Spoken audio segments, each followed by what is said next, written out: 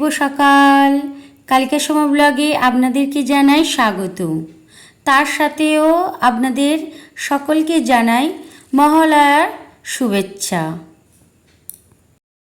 এই যে আমি সকাল 6টা থেকে কাজকর্ম ঘরের স্টার্ট করে দিলাম, আর এখান থেকেই আমার সকাল সকালের কাজই বলতে গেলে শুরু হয়ে গেছে। তবে ঘরটি ঝাঁট দেওয়া ও মোছা করে নিয়েছি, সেটি আর ভিডিওর মাধ্যমে দেখালাম না।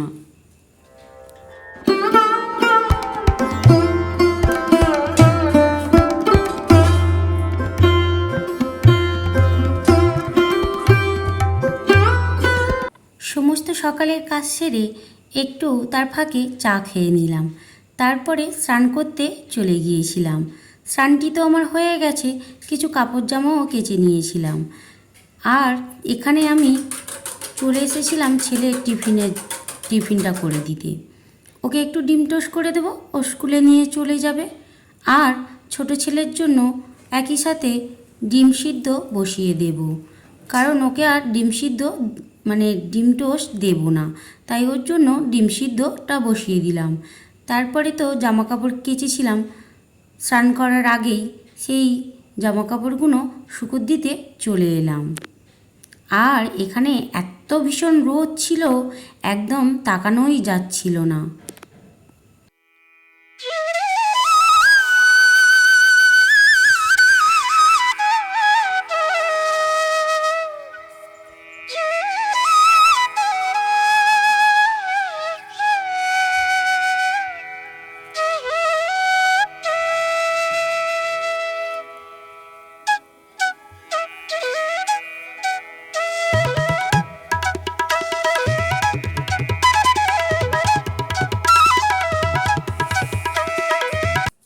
তারপরে তো আবারও চলে এসেছি, সব আনাজপাতিগুলো কেটে নিলাম, কারণ রান্নাটা এবার বসিয়ে দিতে হবে।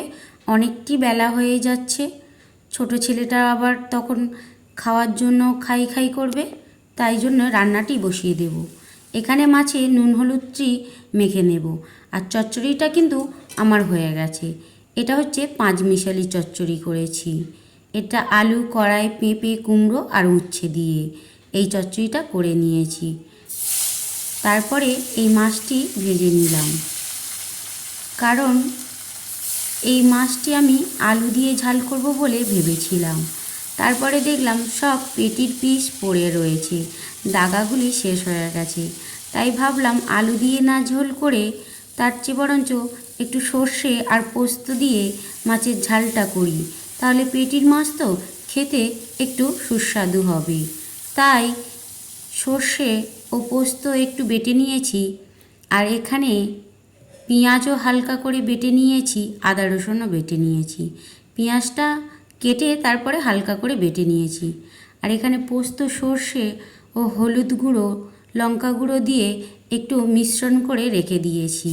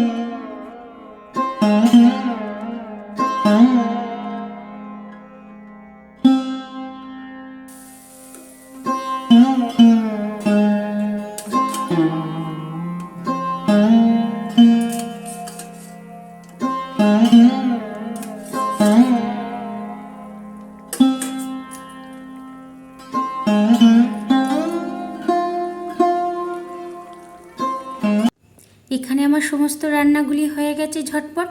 এটা পাঁচমিশালির তরকারি, আর এই দেখুন এটা হলো মাছের ঝাল। এইভাবে ঠিক মাছের ঝালটা করেছিলাম, দারুণ হয়েছে, খুবই সুস্বাদু হয়েছে খেতে। আপনারা কিন্তু ট্রাই করবেন, আপনারা করেন জানি। আপনাদেরকে জানাই শুভ সন্ধ্যা। আর এখন তো অনেকটাই সন্ধে হয়ে গেছে, আরও একবার আপনাদেরকে জানাই মহালয়ার শুভেচ্ছা রইল আমার তরফ থেকে আপনাদের জন্য। আপনারা ভালোভাবে দুর্গাপূজা দুর্গাপূজা যেহেতু চলে আসছে, দুর্গাপূজাটা আপনারা ভালোভাবেই উপভোগ করুন, শান্তিভাবেই যেন সবাইয়ের দুর্গাপূজা কাটে। আজ আমি এই সন্ধ্যাবেলায় আপনাদের সামনে আসার কারণ হলো আমি দুর্গাপূজার কিছু শপিং করেছি, কিছু কেনাকাটা হয়েছে, সেগুলো আপনাদেরকে একবার দেখানোর জন্য আমি একটু সামনে এসে আপনাদেরকে জানালাম। আর চলুন তাহলে কি কি কেনাকাটা করেছি সেগুলো আপনাদেরকে একবার দেখিয়ে দিই। প্রথমেই আমার ছোট ছেলের দিয়ে জামা কাপড় দেখানো শুরু করে দিলাম, কারণ ও সকলের ছোট আর ওর জামা কাপড় কটাই একটু বেশি ছিল, তাই ওরটা দিয়েই আরম্ভ করে দিলাম। এই গেঞ্জিগুলি আমার ছোট ছেলের, আর এই হাফওয়ালা জামাটা নিয়েছি কারণ খুবই গরম আছে, এখনও পর্যন্ত প্রচণ্ড গরম পড়ছে, তাই ভাবলাম এরকম হাত কাটা জামা একটা থাক। আর তারপরেই তো দুর্গাপূজা কেটে গেলেই কালী পূজা চলে আসবে, একটু ঠান্ডা ঠান্ডা পড়তে থাকবে, তাই ওর জন্য দুটো ফুল প্যান্ট নিয়েছিলাম। যেখানে যাবে বা পূজা দেখতে গেলে, ঠাকুর দেখতে গেলে কালী পূজার সময় বা জগদ্ধাত্রী বলুন যাই হোক, তখন তো ঠান্ডা, তখন এই ঠান্ডার সময় এই প্যান্টগুলো পরতে পারবে। এই ছিল ছোট ছেলের জামা কাপড় কেনাকাটা।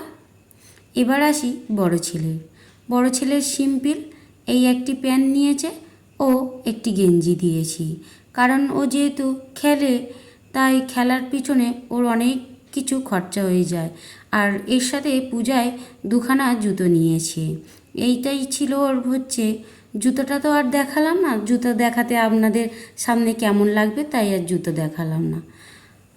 আর ওর অনেক কিছু হয়ে গেছে। আর এই দুটি গেঞ্জি ওর বাবার, ও খেলার জন্য কিন্তু অনেক কিছু নিয়েছে, যেহেতু ওর খেলার বুট 1000 টাকার ওপরে। আর আমাদের মতো ফ্যামিলি থেকে খরচা করা, বুঝতে তো পারছেন, কি আর বলবো। আর এটি হলো আমার একটা কুর্তি, আমিও সিম্পলভাবেই নিয়েছি কিন্তু সব কিছু। আর এটি হলো একটা সাদা আর এই ছোট ছোট প্রিন্টে কাজ করা লাল, এখানে একটু জরির কাজ করা আছে, আর এই সামনে ও একটু কাজ করা, আর হাতার কাছে সরু পাড়ের মতো কাজ করা। কিন্তু জামাটা দেখতে খুবই ভালো লাগছিল, কিন্তু ক্যামেরায় অতটা বোঝা যাচ্ছে না। ওর ছোট ছোট গুটির কালার আছে, সেগুলো বোঝা যাচ্ছে না। ওটা পূজায় পরে ঘোরার জন্য নিয়েছি। আর এই যে এই একটা শাড়ি নিয়েছি, এটি তো আর দুর্গাপূজায় পরে আর ঘুরতে পারবো না, কারণ প্রচণ্ড গরম। এটি কিনে রেখেছি কোনো অনুষ্ঠান বাড়ি পড়লে পরার জন্য। দুর্গাপূজায় কিন্তু আমি শাড়ি পরে কোথায় বেরোতে পারবো না, কারণ ছোট্ট বাচ্চা আছে, তাকে নিয়ে সামলাতেই পারবো না। আর এই হচ্ছে পূজার একদম লাস্ট কেনাকাটা আমাদেরই। আর এখানেই ভিডিওটা শেষ করলাম। আর এই শাড়িটি কেমন হয়েছে আপনারা জানাবেন। এখানেই ভিডিওটা শেষ করলাম। আপনারা ভালো থাকবেন ও সুস্থ থাকবেন।